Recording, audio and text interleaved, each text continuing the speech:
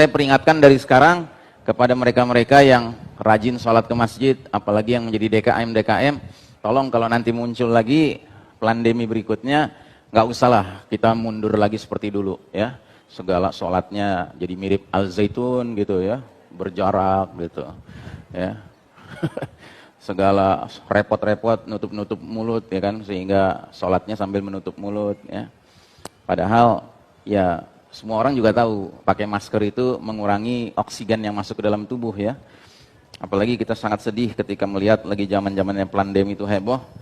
Orang jogging sih jogging, pakai masker gitu kan, aneh. Saya terpaksa kembali lagi ke pandemi ya, dan saya sengaja mengangkat lagi supaya apa? Supaya hati-hati. Jangan lupa pelajaran yang sudah kita ambil dari pandemi kemarin. Kalau nanti diumumkan ada lagi pandemi, kita bisa sikapnya beda, nggak kayak dulu. Dulu kan dongok kita sikapnya.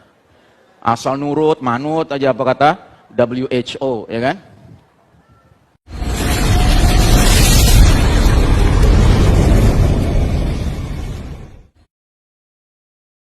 Kalau bagi kita kematian itu bukan sesuatu yang kita takuti.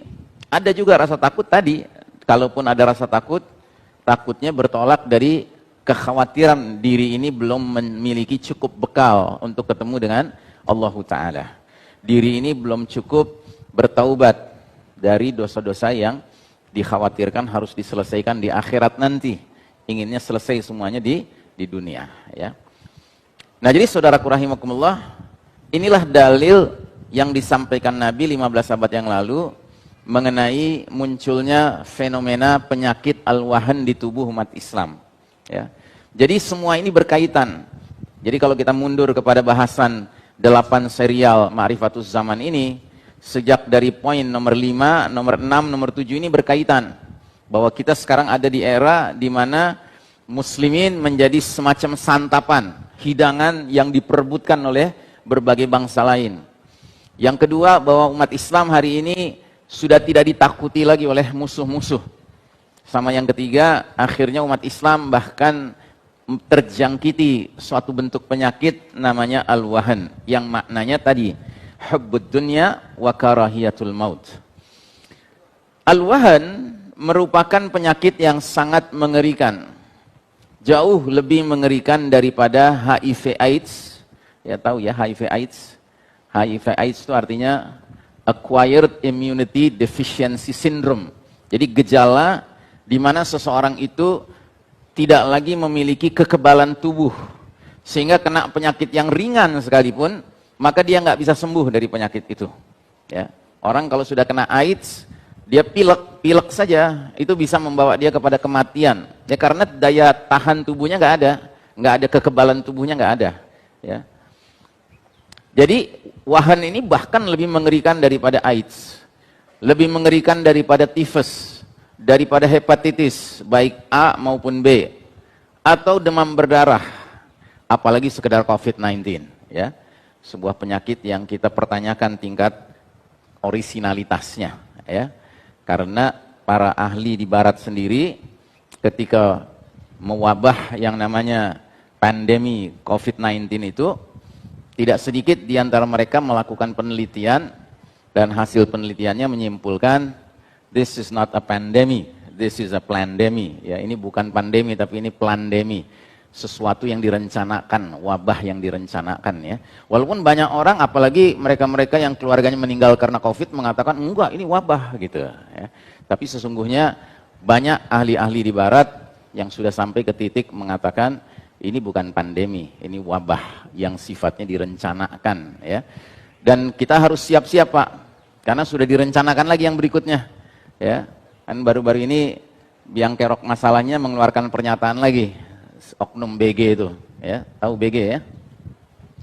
Jadi oknum BG ini sudah mulai memperingatkan masyarakat dunia bahwa tahun 2025 atau 2024 akan terjadi pandemi yang lebih dahsyat lagi katanya. Ya, hendaknya masyarakat dunia siap-siap. Gitu. Mungkin karena program vaksinasinya belum tuntas kali ya. Jadi mereka merasa perlu mengadakan level kedua, wabah level kedua, pandemi level kedua. Dan saya peringatkan dari sekarang kepada mereka-mereka yang rajin sholat ke masjid, apalagi yang menjadi DKM, tolong kalau nanti muncul lagi pandemi berikutnya, nggak usahlah kita mundur lagi seperti dulu ya.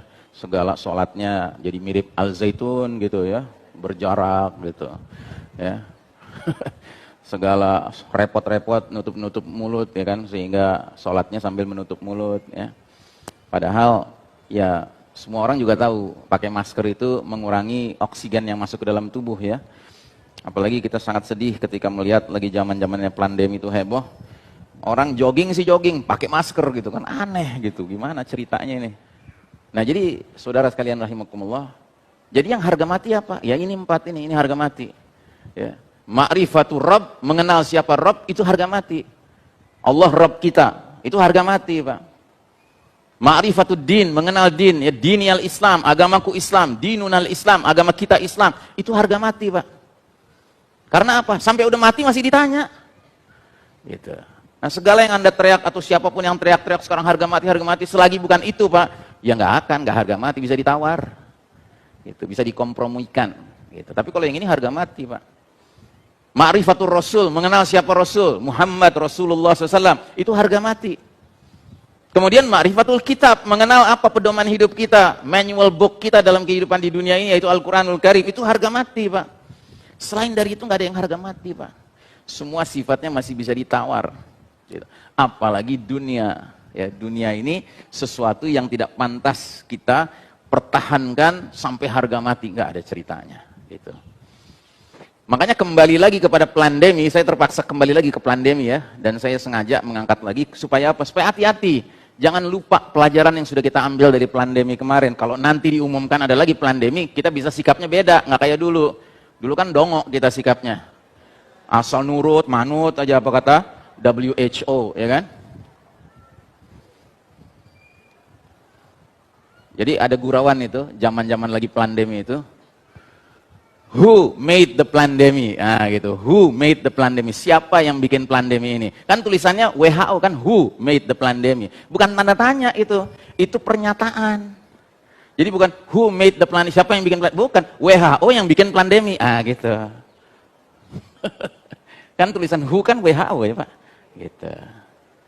Nah jadi saudaraku rahimakumullah, di zaman pandemi kemarin, kita itu diharuskan, kalau ada saudara kita, kenalan kita, tetangga kita, teman kita, handai taulan kita yang kena COVID-19, maka dia harus diisolasi. Tahu isolasi Pak? Diasingkan, dijauhkan dari siapapun manusia. Kalaupun mau didekati, kita mendekatinya harus berpenampilan kayak astronot. Ya kan? Kalau nggak berpenampilan kayak astronot, dianggap mau bunuh diri. Gitu. Ya. Nah ketahuilah ya, sesungguhnya ada pesan dari Nabi Muhammad sallallahu alaihi wasallam, laqinu mautakum bila ilaha illallah. Talkinkanlah saudaramu yang menunjukkan tanda-tanda menjelang kematian dengan kalimat la ilaha illallah. Talkin. Nah, berapa banyak kemarin saudara-saudara kita yang akhirnya wafat katanya gara-gara COVID-19, tapi mereka nggak ditalkinkan. Kenapa? Karena nggak ada yang boleh dekat, iya toh? Gitu. Nah, hendaknya itu jadi pelajaran Pak buat kita. Ternyata setelah sekarang kita bisa ngelihat dengan lebih jernih, ya kan? Oh, ternyata karangan tuh cerita menakutkan itu, ya kan? Padahal kan setiap muslim, muslimah kalau sudah menunjukkan gejala-gejala menjelang kematian, dia punya hak dari kaum muslimin yang masih hidup untuk mengantarkan dia agar meraih husnul khatimah. Caranya bagaimana? Ya dibacakan kalimat tauhid, ya. Dan nggak ada yang kepikir dulu gitu ya, karena percaya sama kewajiban isolasi itu, nggak ada yang kepikir taruh aja speaker dekat situ dia dari jauh gitu, la ilaha illallah. Nggak ada juga kan? Apa pernah dengar ada yang begitu? Kan nggak ada. Gitu. Dan memang repot Pak, nggak mesti begitu, kita aja mendekat.